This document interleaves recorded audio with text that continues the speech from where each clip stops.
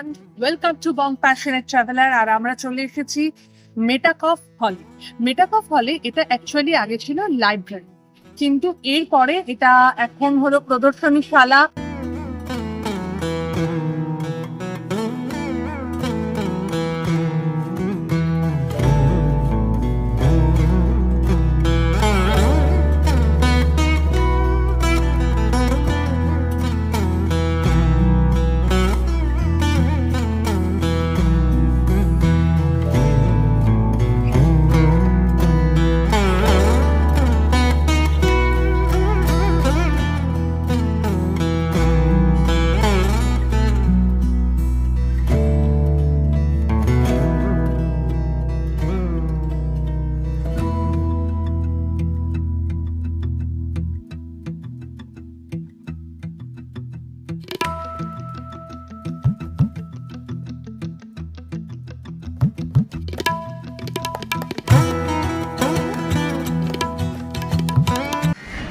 মেটাকফ হল ticket price হলো 20 rupees করে। তো এখান থেকে স্ক্যান করে টিকিট কাটা হলো। এবার আমরা এই হলে এবার এন্ট্রি নেব। আর এর সামনেই আছে হলো হুগলি নদী।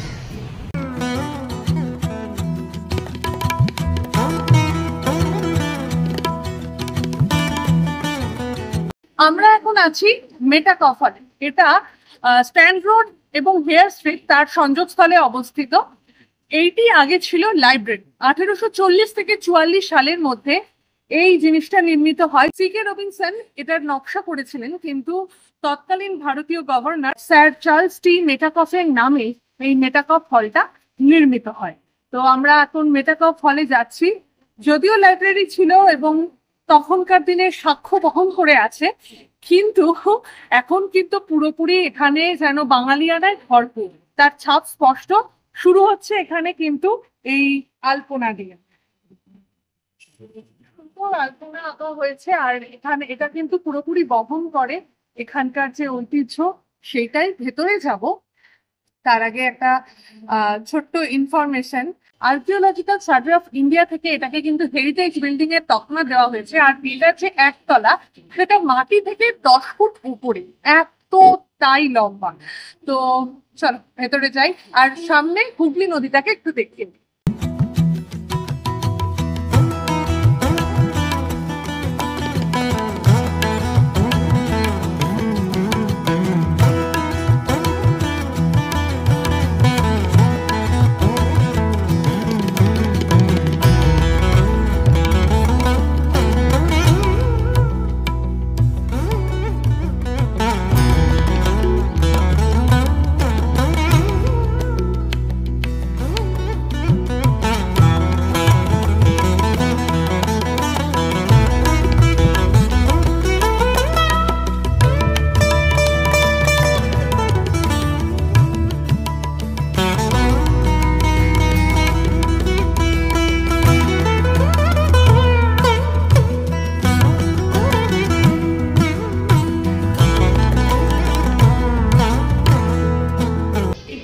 সংস্কারের আগে এবং পরে তার ছবিটা এখানে তুলে ধরা হয়েছে মেটাকফ হলে। এই জায়গাটা হলো আমাদের যারা স্বাধীনতা সংগ্রামী যে বিপ্লবীরা, তাদের এখানে ছবি দেওয়া আছে।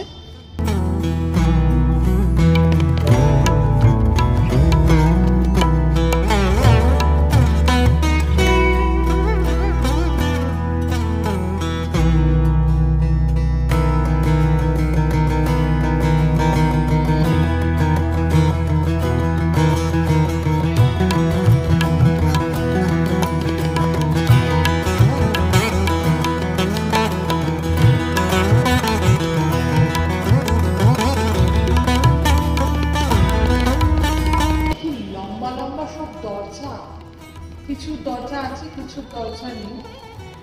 এইটা যেমন, এটা একটা বড় দরজা। এটা বড়, কত বড় দরজা।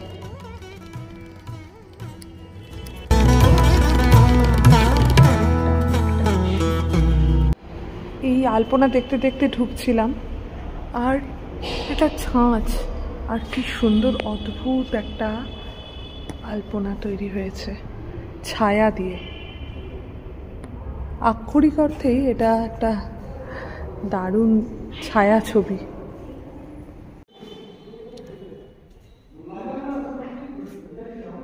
সিটি অফ মেমোরিজ,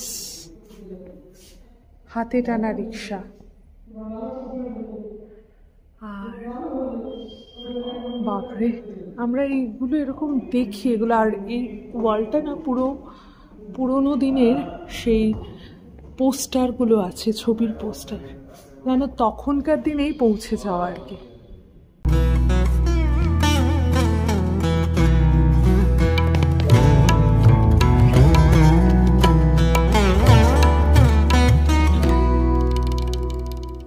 এখানেও পোস্টার, পুরো কাঠের সিঁড়ি, কত চওড়া সিঁড়ি।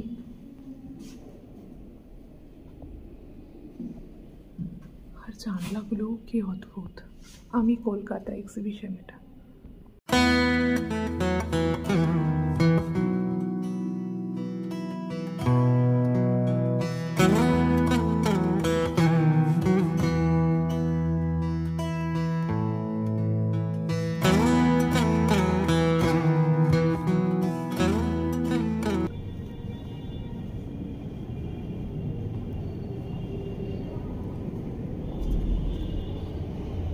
এখানটা ছবি দিয়ে সাজানো হয়েছে।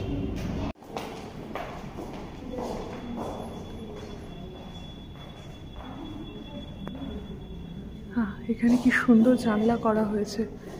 এই জানলায় কেউ আড্ডা দিচ্ছে, গল্প করছে, আবার কোনো বাড়ি জানলা দিয়ে গান শোনাচ্ছে।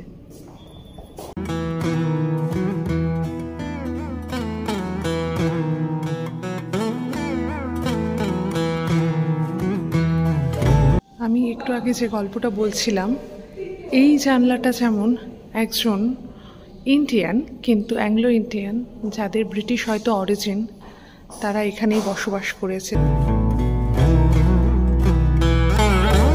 আর হলো হাওড়া ব্রিজের ভিউ এইখান থেকে, এই দরজায়। বাহ, কলকাতার বইয়ের মার্কেট, কলেজ স্ট্রিট। আসল বইও রেখে দেওয়া হয়েছে ছবির সাথে সাথে।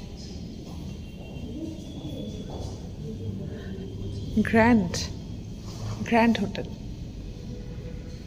তার নিচে কীরকমভাবে জীবিকা তৈরি হয়েছে। এটা কফি হাউস।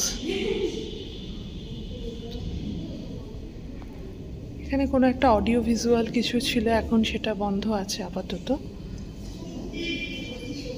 আর এই দিকটা হলো আমাদের বাংলার প্রিয় উৎসব দুর্গাপুজো।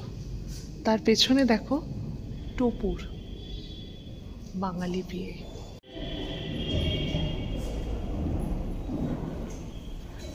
রঙিন চিত্র। এখানে হলো চা কফি খাওয়া হচ্ছে, বাবুরা তার গিন্নিদের নিয়ে মিষ্টি কিনছেন, বাবুরা গান করছেন, ফুচকা খাওয়া শুরু হলো, ক্যারাম খেলছে।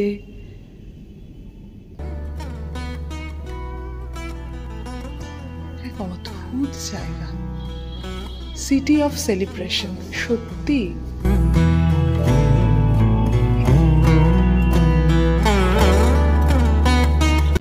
এখানে হলো কি সুন্দর প্রতীকী করা হয়েছে। যে জায়গাটায় বিয়ে হয়, বিয়ের জায়গা, ছাদনা তলায়, সেখানে হলো টোপর, বর বউয়ের দুজনেরই টোপর।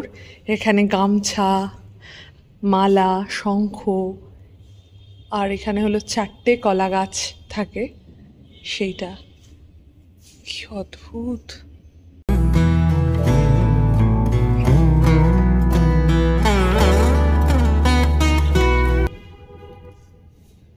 বিনোদিনী দাসী তো। Theatre, dance.